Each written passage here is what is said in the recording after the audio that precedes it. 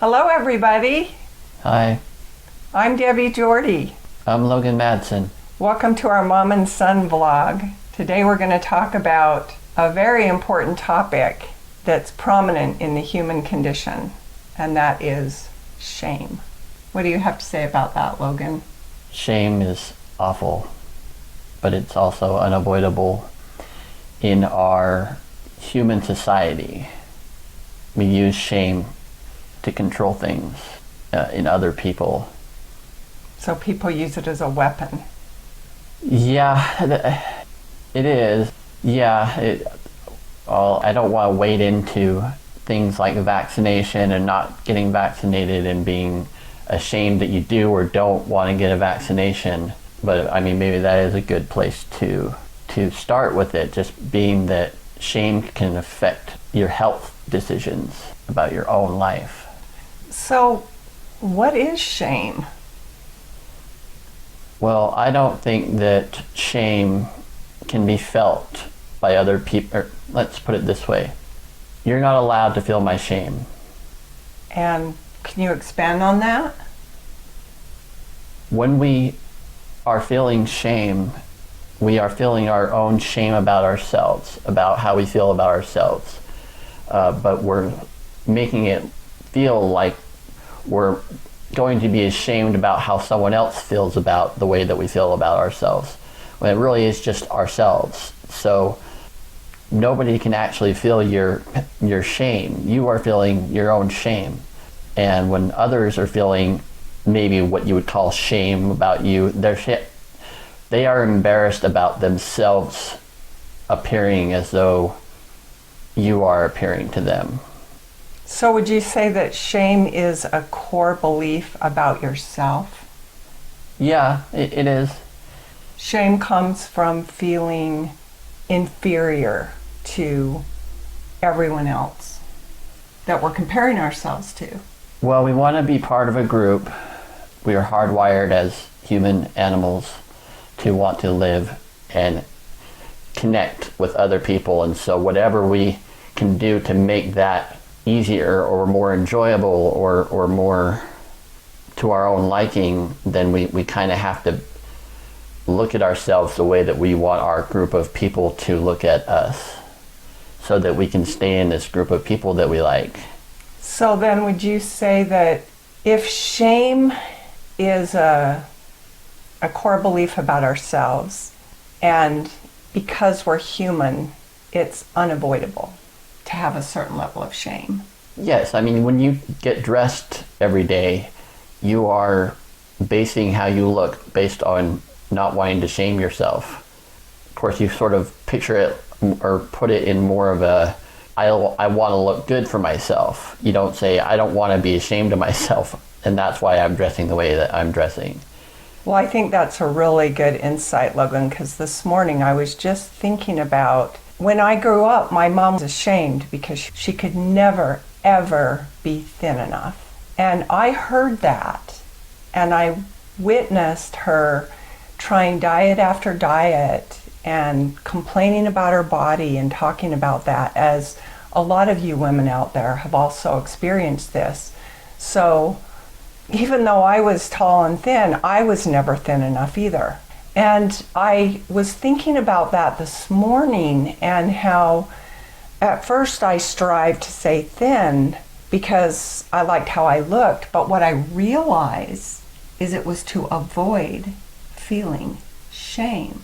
Well, looking different or being different, acting different, loving different, being a different person than everybody else generally is just going to cause you shame, because you kind of feel alone. You feel like you can't associate with other people because no one else knows your problems or knows your shame the way that you do, or that they are putting that or reinforcing that shame that you are giving to yourself when they're not.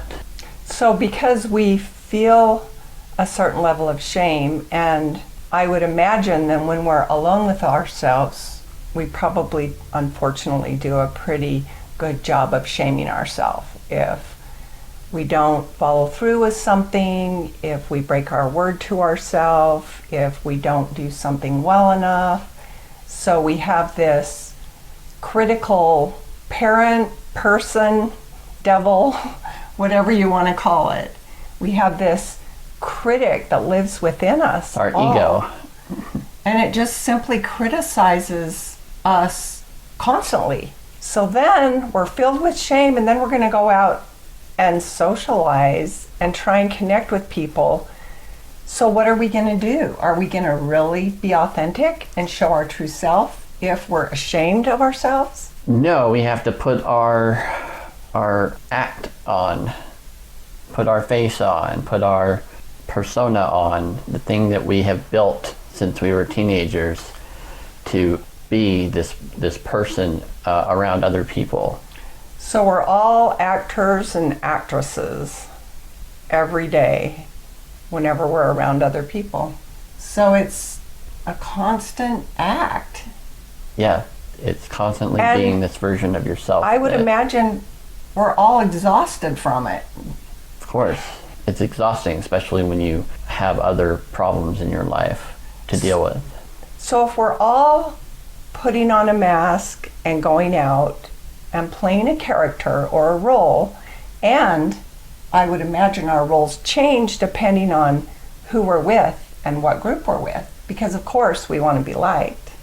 Yeah, generally it does change depending on who you're with, whether it's with your family or with your friends or with the gas station attendant. There's always a little difference. Some people don't have that. Some people don't have shame in a way. They act exactly how they want to act. They don't care. And that's pretty amazing. So how do you think people that have shame feel about somebody who seems to be free from shame, who seems to be able to do, say, and act the way they want to act? So the person who is feeling shame hates that person.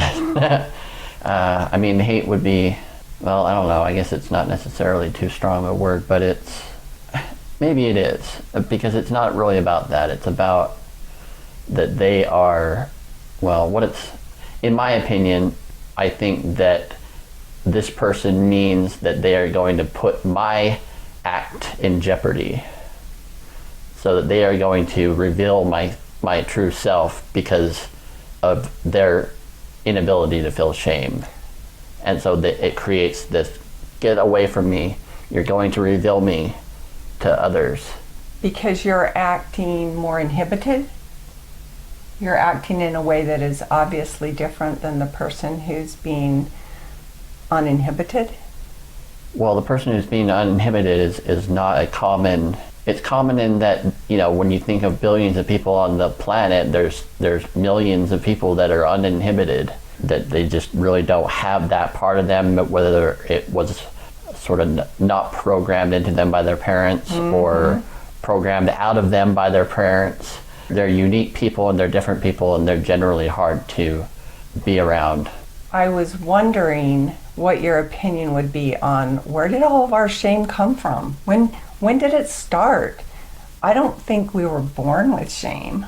No, I mean, my shame started when I was dull. I mean, I really don't think that it started until about third grade. I have experiences and memories that would have triggered shame, but I don't recall having that attached emotion to those experiences prior to a lot of experiences that I had in third grade where shame was very prominent. So a lot of our experiences that caused our shame is probably unconscious. For example, 50% of families, maybe it's more nowadays, come from divorce. So a child tends to believe that everything that happens is their fault.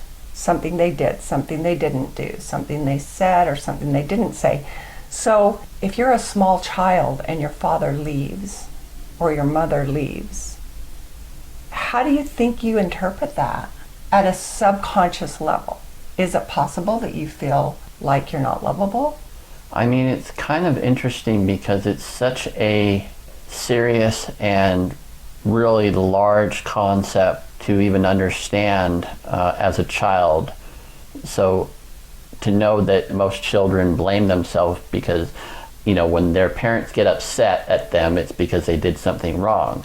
And so when they hear their parents upset, why wouldn't they think that even if they're not yelling at them, they're yelling because of them? Because that's the only time that they yell, is when they are upset at you for doing something wrong. Children are pretty self-centered. The world revolves around them, and it's natural. The only time their parents generally yell is when there's a problem.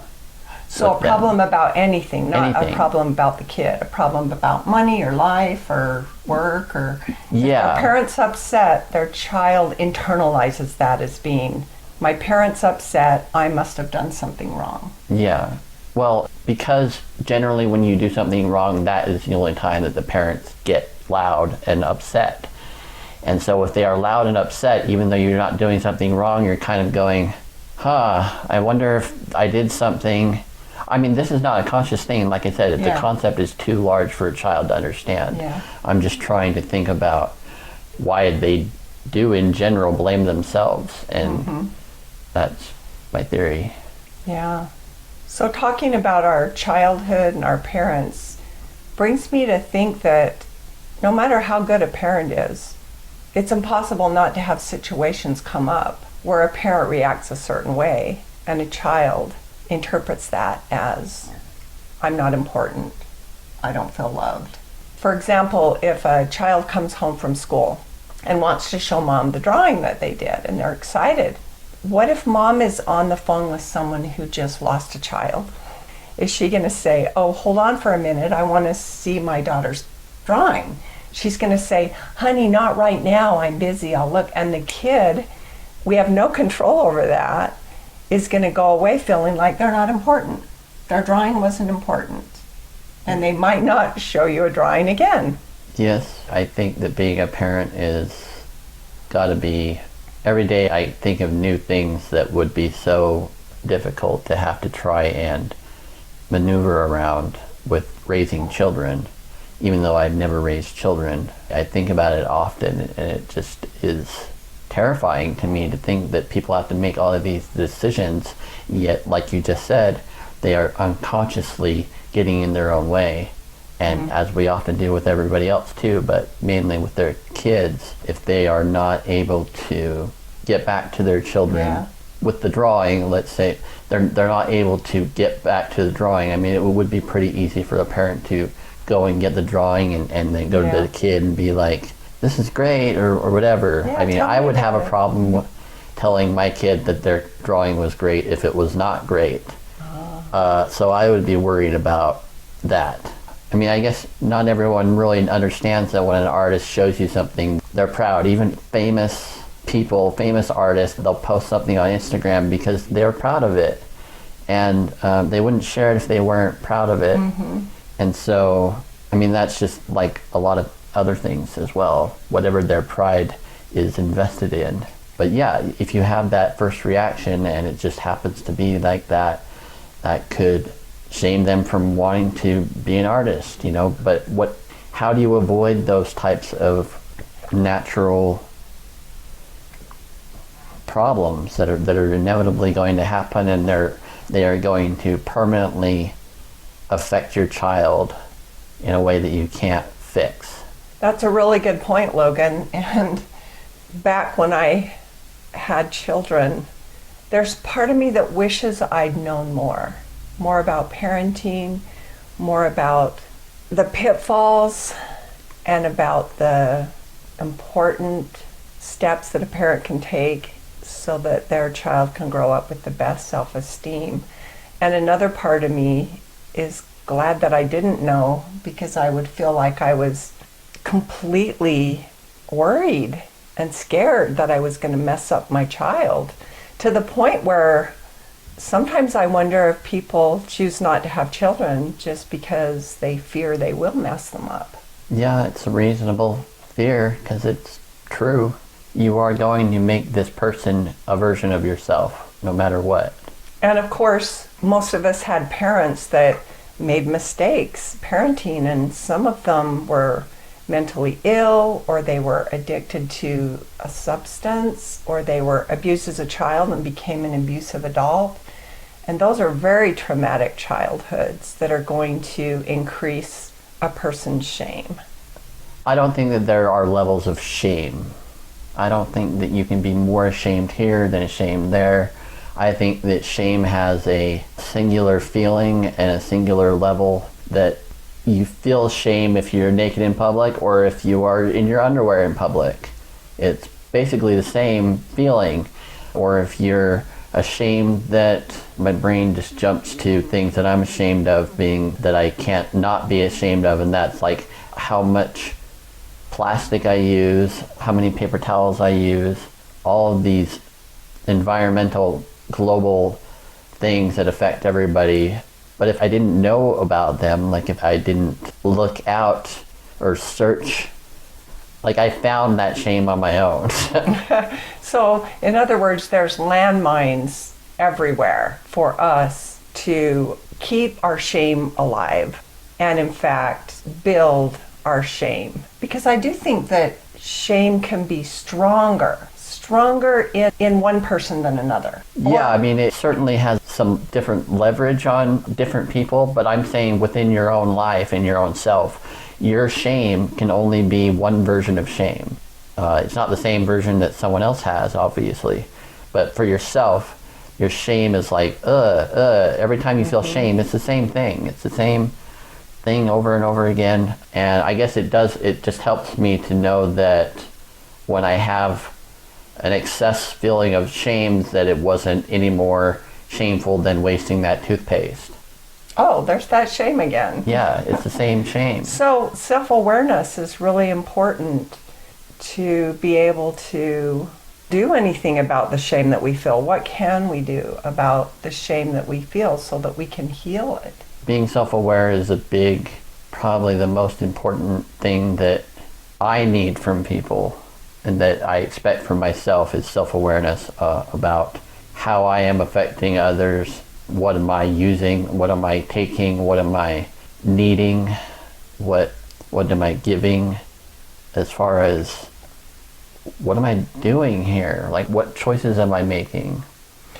So if shame is a core belief about ourselves, then in order to lessen the shame that we feel, we want to change our core beliefs about ourselves, and that's not an easy task. But first step is self-awareness. You have to find out what your core beliefs are about yourself. Yeah, and when you were feeling shame, question your shame. Question what is causing that.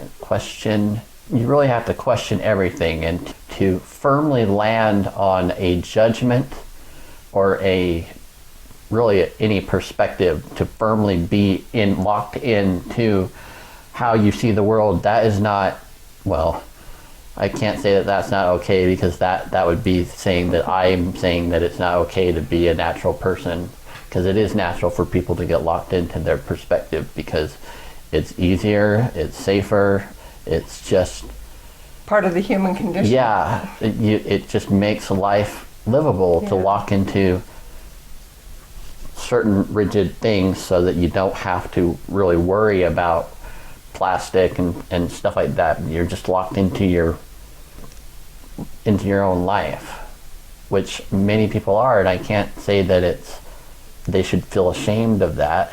So would you say that it's their map that they've created for themselves to be able to navigate life in an easier way for them? Yeah, I mean, I guess a map would be more like, well, within this specific topic, a map would say that they are learning. But when they are rigid, they're not learning. They're not searching out new pathways. It's like they're looking at a picture of a map of themselves and saying, that is the only way I am. Well, I suppose that when we feel shame, it's going to cause us to react in a certain way. And for me, I was looking at this topic and realizing that defensiveness is a reaction that can stem from shame. That if there's some shame there, if someone says something that I perceive as a criticism or a complaint, then if I'm defensive and I look at that, I would say, where did that come from? Oh, shame, because growing up, I was shamed a lot by my stepfather. Nothing was good enough. My chores were never done well enough. And so there is a level of shame, just like with everyone. And so then I'm defensive. Defensiveness. Shame is generational. Yeah. It's just an organic thing to pass on because you're only a human being, and this other human being that you made is also only just a human being, and we live in this society where being different is not safe. Mm-hmm. And you don't want your kids to be unsafe, and you certainly don't want them to make you feel unsafe. Mm-hmm. And so if they're different in any way, you're like, no, I am not going to allow it. And so some people, parents, are so ashamed of their kids that they kick them out of the family. And that's because of their own shame. Right. Like, at some level, it really has nothing to do with their child. No. It has everything to do with their shame. Yeah. They can't live with their own shame. So if their child is doing something that they don't approve of, that society doesn't approve of, they feel so much shame, they kick them out, keep them away, so they don't have to face their own shame. Right. And I honestly think that bullying in school comes from shame. And I would imagine that a lot of the bullies in school have a very deep level of shame they've gotten from their home or from other children or from somewhere in their life. Yeah, I mean, I've come to believe that bullying is an adult problem, not a child problem. Because an adult caused the child to bully. Right. Because a child would not naturally bully. Right. Children are nice. I mean, they want to be nice. Yeah. So Logan, what's the difference between feeling guilty and feeling shame? Just instinctively, I don't know that there would be a whole lot of difference. Well, let's take the painting that I painted, this helpless. And what does that mean for me? It's the primary helpless feeling that I was feeling when I painted the painting, and what I still feel today, is that I can't be helped. Like, no one can help me with my problems because it's just not helpable. And I wouldn't think that it would be okay to shame myself for not being able to be helped, except for a big reason why I can't be helped is because of my inability to deal with people. Not only that, but my disabilities are such that they're so unique and different that even I have been baffled by my disabilities. So I feel like to try and get help is pointless. Although I have tried to get help, and it has been futile, and that's a big reason why I did the painting. But obviously the shame there in the way I look, being helpless against loneliness and limitations, and just the way that I see myself in a way that I can't control the way I see myself, to a degree that I don't even watch these videos because I cannot accept the way that I feel about myself. When I see myself or hear myself, I have a lot of pride in myself in this sort of separate area of my life, which generally is art based. I have a lot of pride in my art, but it has never trickled down to feeling really genuinely accepting of myself. the way I look and the needs that I require from others. So sometimes the way someone else might react to their own unconscious shame could be the way that you're describing the way you've reacted, which is find something they're good at and then just be the best and do your best and focus on that. It adds to your identity, so you don't just have a core belief that I'm nothing. Right, because looks are only one facet of yourself, and I don't believe that you have to like the way you look in order to love yourself. I think that is not needed.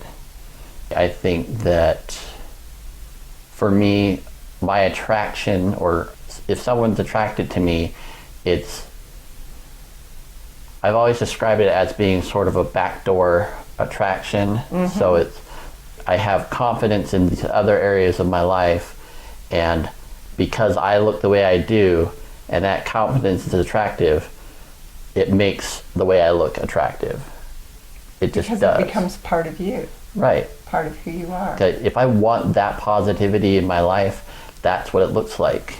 But if somebody else loves you and you don't accept and love yourself, if you're ashamed of yourself, do you think you're going to let their love in? No, but you don't have to be completely disheveled by shame because of you don't like the way you look. Like if you're overweight, or if you're many different, every single little part of your body can have a problem with it. Yeah, absolutely.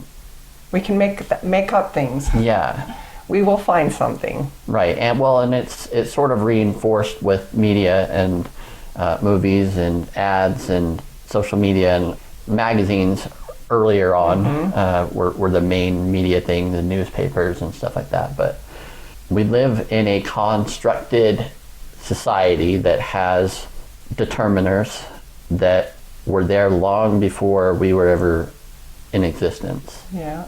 So it's not like we're in a brand new world, or the last 2 years have certainly felt like it's been a brand new world, and yeah. I think that I hope that it is, and that it will be sort of a new world once it's safe again. So I was thinking, if shame is a core belief about ourselves, such a big part of who we think we are, that we feel helpless, like Logan in this painting, then we feel like we can't do anything about it. Whereas I was thinking about if we feel guilty, I think feeling guilty comes from an action that we took or didn't take versus a core belief about ourselves. I think it can add to our shame, but I think that might be a difference. So, I mean, you can feel guilty about your shame. Yeah. Right? Well, what I was thinking is that if I insulted someone but didn't know it, and then found out later that I insulted them, I could apologize for insulting them. So I'd feel guilty, first of all. And so that's an action that I took, was insulting someone. So then I would feel guilty, and then to ease my guilt or heal my guilt, I could apologize. Well, to not have shame about, when you are around that person, you will feel shame about the thing that you did.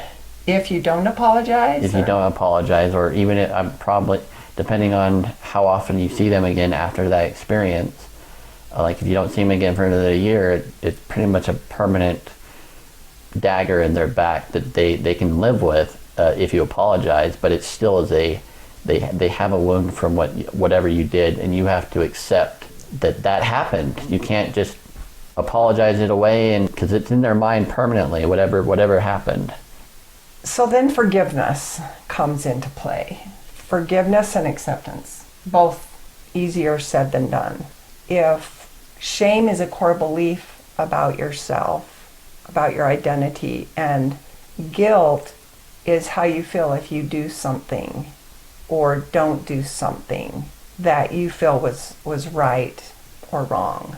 Since we all make mistakes, we're all going to do some action at some point that we're going to feel guilty about.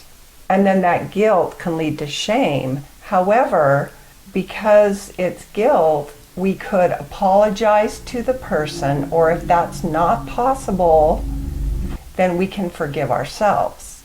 Therefore, we can heal the guilt. But that's easier said than done, especially if you have a really deep core of shame. Yeah. You're not going to forgive yourself. Right. Having a lot of shame from trauma. I think trauma is probably the number one cause of shame. Even trauma that doesn't look like trauma from the outside, like what we were talking about, to a child, having mom not pay attention to them when they really need the attention is going to feel like trauma. And then there's real trauma where the child's parent is abusive, or the brother is abusive, or even a teenager, being bullied. That is trauma. So how do you think all this shame that we're carrying around affects our relationships? Well, often we can share our shame with our friends. I don't know that I've done that with my friends. I've sort of kept that away from pretty much everybody in my life because it's too hard for me to integrate my shame into those relationships. But now I'm feeling like I never had great relationships because I never really let people into my shame. But that's kind of what friends are for, is being able to express shame or anything really, and have them be like just another part of you agreeing or giving you good mirroring. Yeah. So I imagine, especially when we're young and we're clueless, Yeah. and we're actively creating the persona that we're going to show to the world, because we've chosen to be somebody that covers up our shame, so no one can see our shame. We do not want anyone to see our shame. So we go out there portraying this person, and then we meet someone who's doing the same thing. So they have their shame. So these two fake people meet, fall in love. How's that going to work?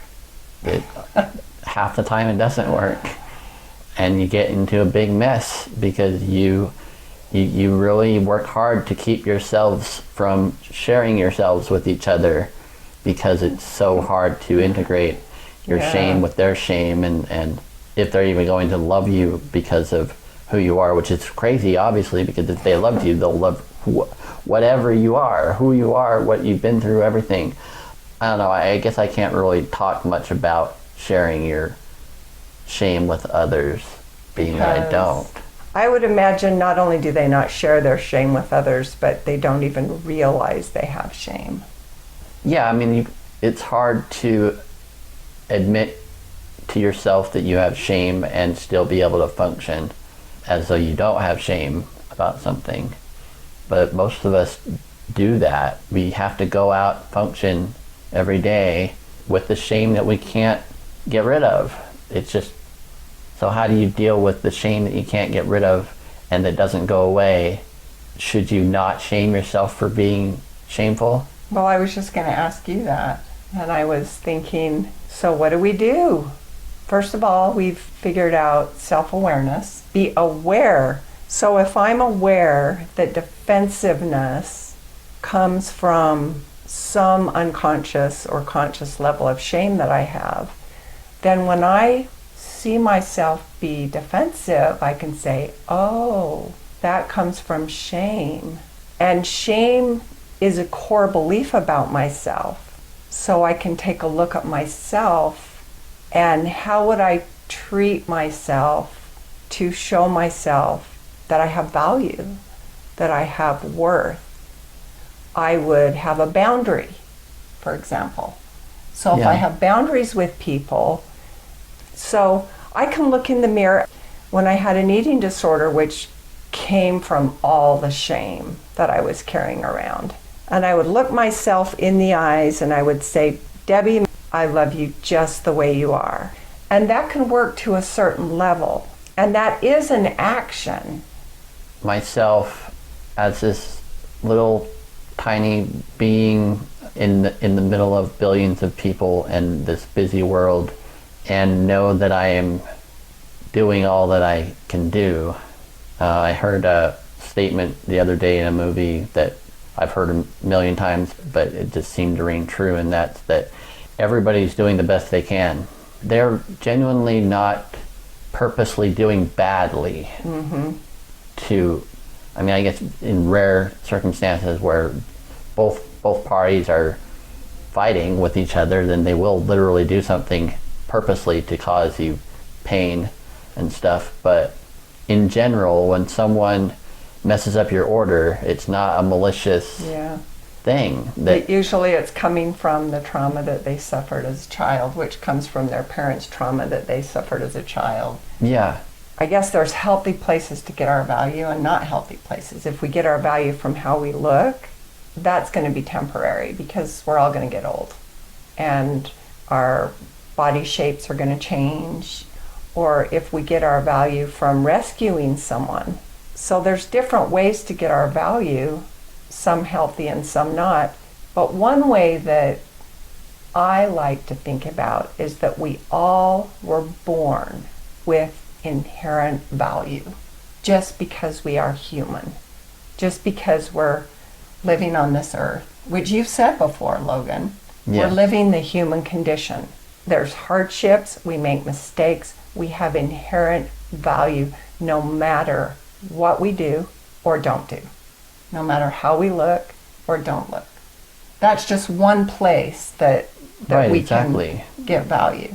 Right, and that's what I said earlier. Yeah. Every human is pretty amazing. Unless they're in a coma, they're pretty amazing, just humans in general. And you are human, so that's pretty amazing no matter what. Yeah. You are this completely different thing on this planet that is just this amazing wonder of thoughts and feelings and abilities that is not anywhere else in the animal kingdom or anywhere else around us in space for millions of light years away, probably. And so there's enough there in you to take pride in being here, just being alive and not hurting other people. That should give you enough pride in yourself to deal with the shame that is inevitable.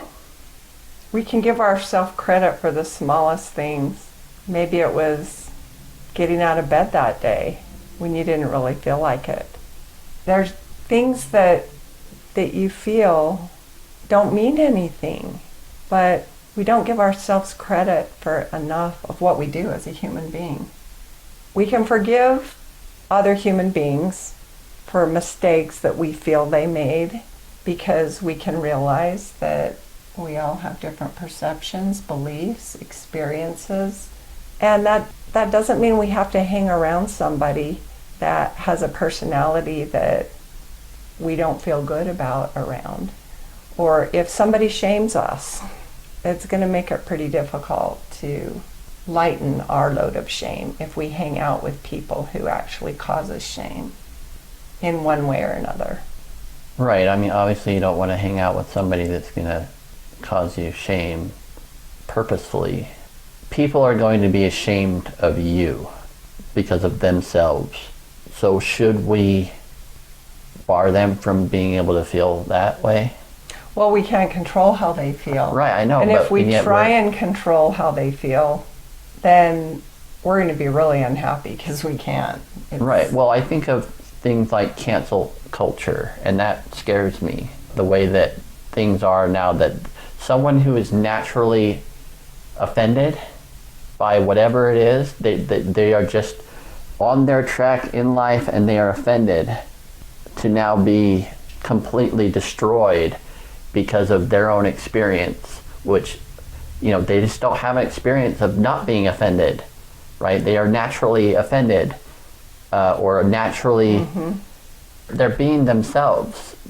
And to not be able to share yourself and your natural feelings without fear of severe retribution is just terrifying to me. I think a lot of people live with that fear of not being able to be themselves. You Well, know, I mean, it part can of cost you your job. Yeah. Yeah, it can. There's a lot of sources for fear. So again, it's all of us doing the best we can to be a human being with everything that is shaping us one way or the other. Yeah, we're all dealing with, again, the human condition is such a large, broad term, but it's the only condition we all share. We do. You know, the way that we think and the way that we go through life and solve problems, and it's a very human way to be. It's nobody else is doing something different than you are. They're just another dumb human over here, well, or amazing human, whatever you want to say. It's just another one of you that's doing what they can, you know. And we all have both those aspects. Sometimes I'm a dumb human and sometimes I'm a smart human. It's all part of being human. Right.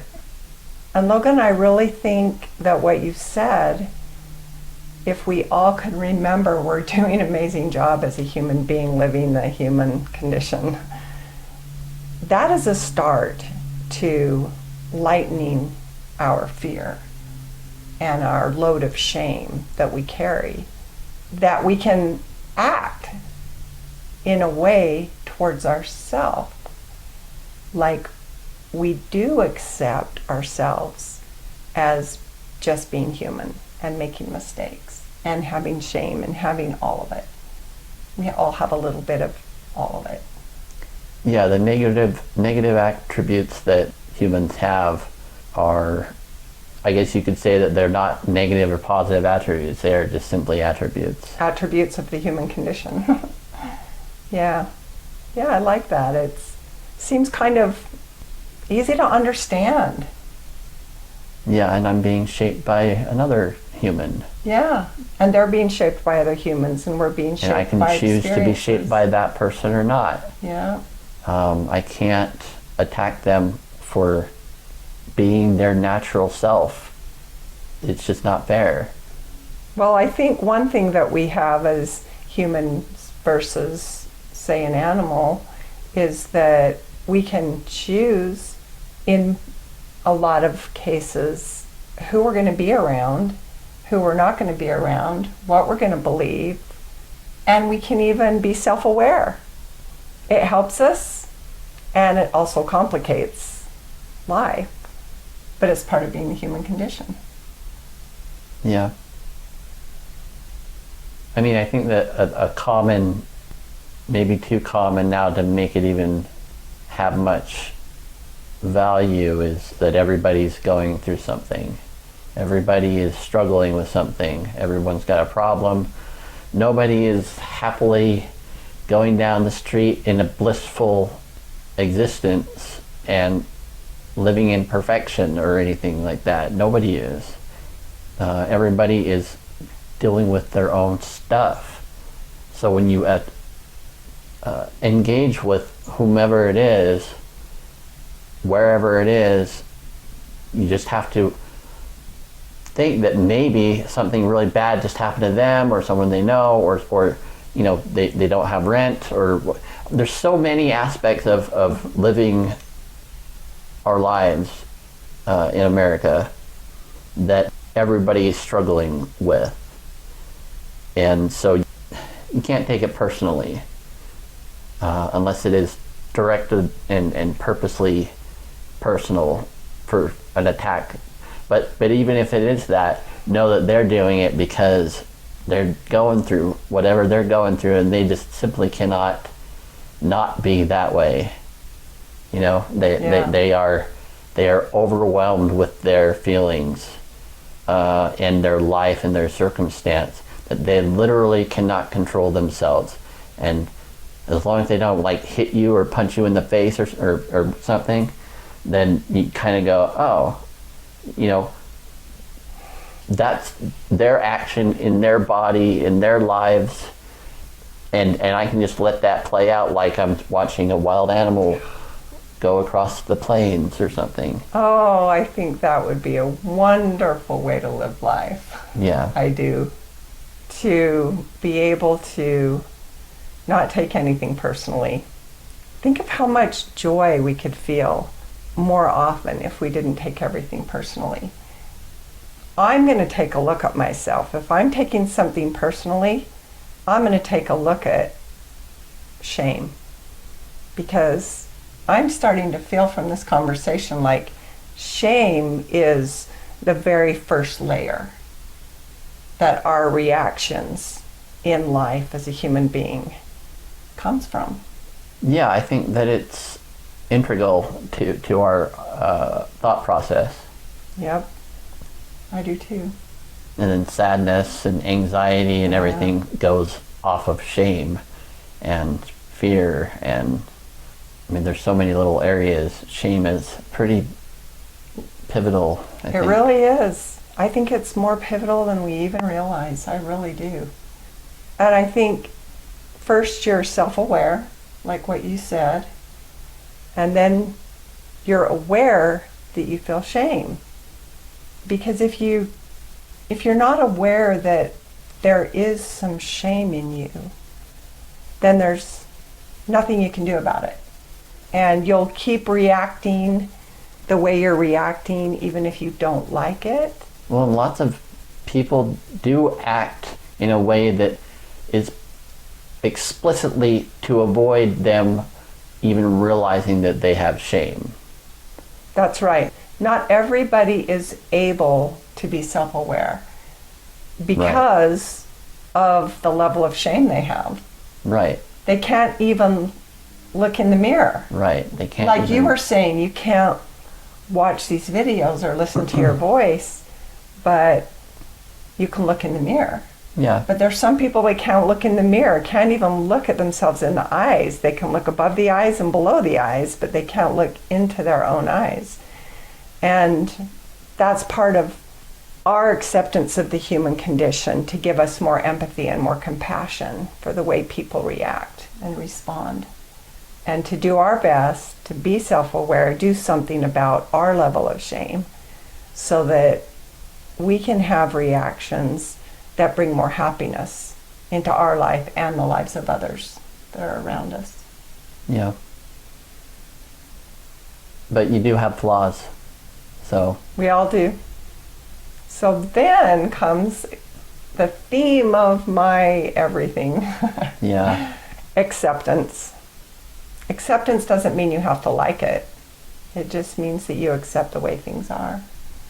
So accepting that we have shame, accepting the bodies we have, the hair we have, the financial circumstances that we have, the families that we came from. Suddenly you look into your parents and the way they parented you, and you feel like you're all screwed up because of the way your parents parented you, and you're so angry, but it happened. It's over. It's done. And like Logan said, they did the very best they could, given the trauma that they were living with and responding from. Doesn't make it okay. It doesn't mean you have to hang around them. But it does mean that it happened and you can't change it. So learning how to just accept it. Yeah, you know, I often think about, again, it's sort of another cliche of don't cry over spilled milk. Yeah. And I don't know if a lot of people quite fully understand why that is such a profound statement. And that the milk is spilled. It's ruined. It's unusable. And it went where it went. You know, I think of a stream going down a mountain, and the water is just going to go wherever it goes, and it's just as natural as my brain can conceptualize is water going down a mountain, and there's no rhyme or reason other than things get in the way, and so it goes around those things, and it changes its shape and does all these things without it doesn't have to do anything. It's just going to automatically shift to the environment. And so I try and keep myself in that state of mind that it's water running down the hill, or spilled milk, or the way that cookie crumbles. Like saying, oh, isn't that interesting? Yeah. Like if we could say that to everything in our life. Oh, I tried that actually. I was having a lot of grief because my daughter, Logan's sister, passed away in July of last year, 2021. And I tried to be the watcher of the griever, saying, isn't that interesting? This is what it feels like to feel grief as a human being. This is what it feels like to be sad. So if I can take that experience and practice it more often, and when I feel myself, if I get defensive and I say, oh, isn't that interesting? I was defensive. And I've learned that defensiveness is a reaction from shame that I'm carrying around, from being a child that felt shame, that tried to be perfect so I would never have to feel shame. If I'm perfect, I won't feel shame. So if someone said something to me that appeared that they didn't think I was perfect, I was defensive. So it all goes back to that shame. So now if I can let it be that water trickling down, saying, oh, isn't that interesting that the water went here and the shame went here and there and it caused this and that. And because we're humans, we get to say, oh, well, maybe I can do something about that to improve it, or lessen it, make it better. Yeah, and when I think about looks, like, would you be ashamed of a walrus? Right. For being a walrus? Or all those undersea fat, creatures that are ugly dog of the sea? No. There's no shame in natural. Yeah, and we're all natural. We all came here in different packages. Yeah, that is so true. Logan, I like that. Nothing to be ashamed about. Well, hurting others, you should have some shame. Well, then you have guilt. And if you don't do anything about your guilt, in other words, be a nicer person to people, then you're going to feel shame because you're going to have guilt. You are the only one you should be worrying about is being affected by your decisions. It's just you. I mean, obviously you have family and friends and people you care about and stuff like that, but you are the only thing that really sort of matters to you, and not in an egotistical or self-righteous sort of way. That you are in a box, which is generally kind of a negative thing. I don't necessarily find it negative because things need to be contained, and so it's. Well, we kind of are in a box. Yeah, our we boxes just look different. Right. And part of our box happened to be the way we were raised, the way we were treated as children, the way we were treated as teenagers, and and then the way we treated ourselves because of the way we were treated young. Right. It just is a big snowball effect. So now we just become aware, like you're saying. Right. Aware of ourselves. So, like you said, not in an egotistical way, but in a self-aware way. Yeah. Yeah, I mean, you are the one that is affecting your life. Every choice we make creates our day, our week, our month, our year, our whole future.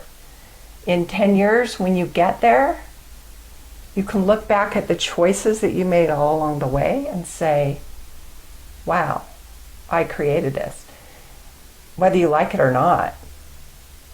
And even if there's things that we couldn't control, we can be accountable for a decision that we made.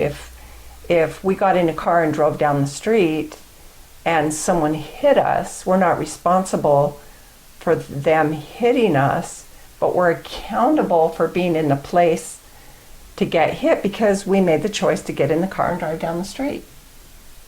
Right. So we're all in our little boxes, being self-aware. You're making choices. Yeah. All the time you're making choices that are your choices. And there's no need to have a regret about, again, water going down the mountain. It was a choice that you made based on your experience, based on the context, based on everything that you have lived through. That was the choice you made. That was all you could do. That's it. That's it. No regret. That's it. If you don't like something, figure out what you can do to make a better choice next time. And you can always get help if you feel helpless. There's so much online. Support groups, articles, books, therapists. And now we have Zoom, which we're all more experienced with. Thank you, pandemic. Yeah. You know, I'm not afraid of Zoom anymore. It's a great resource. So many resources. And we can make those decisions to be self-aware, find out what we can do to help make better choices, make our lives better. And as a result, we'll make our loved ones' lives better, people that know us. We'll make the world a better place. Right. It starts with you. It's kind of cliche, but you're like I said, you're the only one that can affect how you are experiencing life. Thank you so much for joining us today. I really enjoyed having this conversation with you, Logan. Yeah, me too. We hope that you'll join us for our next vlog. Thank you. Thank you. Bye-bye. Bye.